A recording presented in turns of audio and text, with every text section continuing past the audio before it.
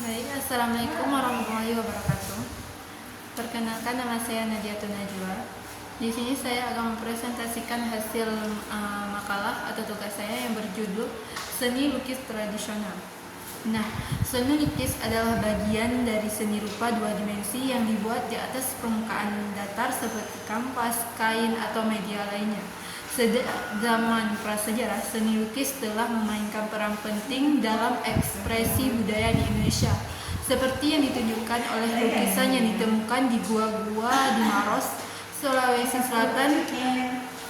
Seni lukis tradisional Indonesia berkembang dengan ciri khas masing-masing daerah seiring masuknya pengaruh Hindu, Buddha, Islam, dan Eropa.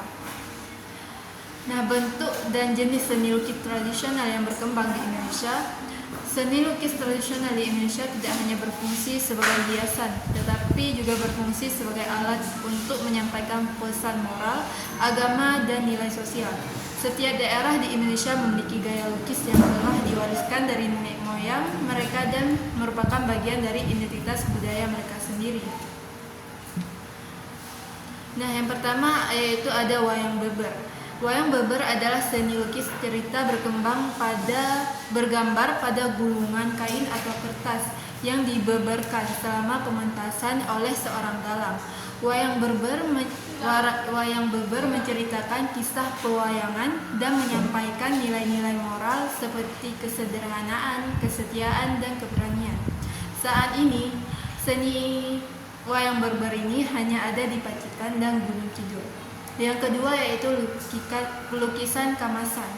Desa Kamasan di Kelungkung adalah rumah bagi lukisan Kamasan, gaya lukisan tradisional Bali. Tokoh dari Ramayana, Mahabharata, dan cerita Tantri muncul dalam gaya lukisan. Lukisan dua dimensi ini memiliki makna filosofis dan digunakan untuk memberikan pendidikan moral dan spiritual di tempat suci. Yang ketiga yaitu seni lukis Melayu. Di Sumatera dan Kalimantan, lukisan kaligrafi Melayu berkembang. Seni ini memadukan keindahan huruf Arab dengan ornamen tumbuhan dan bentuk geometris yang khas dari budaya Melayu. Pesan keagamaan, kasih sayang, dan tanggung jawab disampaikan melalui kaligrafi ini, yang juga digunakan dalam pendidikan untuk mendorong karakter generasi muda. Selanjutnya yaitu seni lukis batik. Proses melukis batik secara manual dengan teknik tulis atau cap membutuhkan ketekunan dan kesabaran selain menampilkan nilai filosofis dan spiritual masyarakat Jawa. Motif batik tradisional memiliki makna simbolik yang dalam dan membantu melestarikan seni dan budaya lokal. Ciri khas seni lukis tradisional Nusantara secara umum. Seni lukis tradisional Nusantara memiliki ciri-ciri yang membedakannya dari seni lukis kontemporer, bukan hanya karena gaya visualnya, tetapi juga karena prinsip-prinsip yang dianutnya, seperti teknik pewarnaan, gaya lukisan, dan tujuan sosialnya. Nah, makna yang pertama yaitu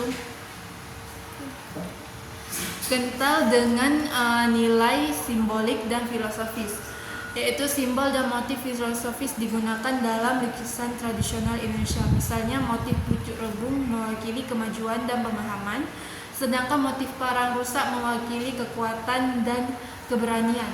Seni lukis berfungsi sebagai alat untuk menyampaikan pesan moral dan prinsip moral kepada masyarakat. Yang kedua yaitu penggunaan warna alam dan pewarna tradisional.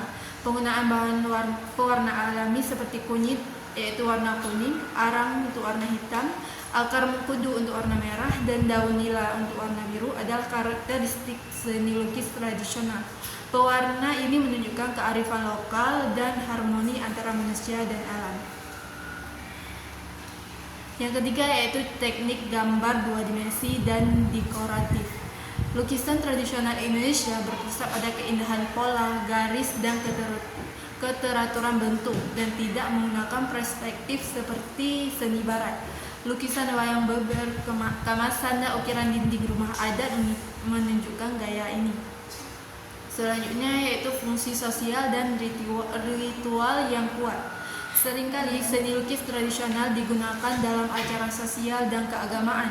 Lukisan wayang beber digunakan dalam pertunjukan adat di Jawa, sedangkan di Papua lukisan digunakan pada perisai atau rumah adat dalam upacara spiritual. Lukisan di Sumatera dan di Aceh menjadi simbol status sosial dan alat dakwah Islam. Selanjutnya yaitu bentuk dan kekhasan seni lukis tradisional yang berkembang di Aceh. Islam sangat mempengaruhi seni lukis Aceh tradisional.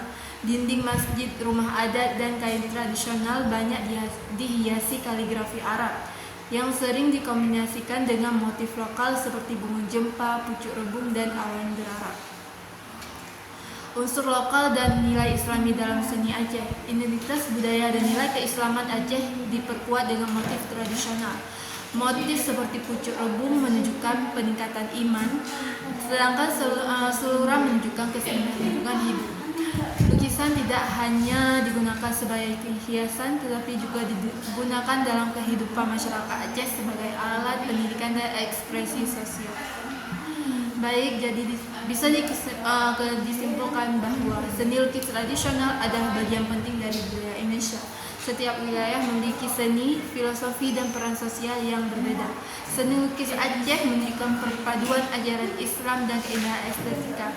Sangat penting untuk melestarikan seni lukis tradisional sebagai cara untuk menghormati warisan budaya dan identitas bangsa. Sekian dari presentasi saya, lebih dan kurang saya mohon maaf. Saya akhiri. Assalamualaikum warahmatullahi wabarakatuh.